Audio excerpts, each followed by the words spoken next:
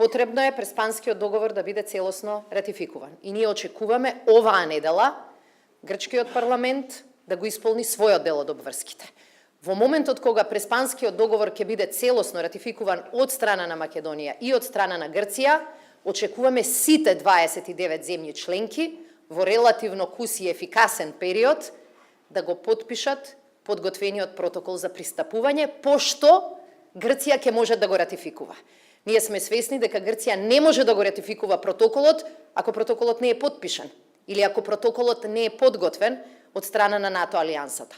Она што е многу добро и што и ние го толкуваме како добар знак е што во процедурата на изготвување на протоколот за пристапување до НАТО ниту една земја членка на НАТО алијансата немаше ниту едно отворено прашање. И практично тој беше одобрен од страна на НАТО сојузниците низ една така наречена процедура на молчење. Тоа значи дека сето она што го најавивме минатата година на самитот во НАТО се покажа како точно. Дека сите земји членки се обединети во поддршката на Македонија. И како што најавивме, Македонија оваа година ќе седне на сојузничката маса. Не очекуваме проблеми во овој период.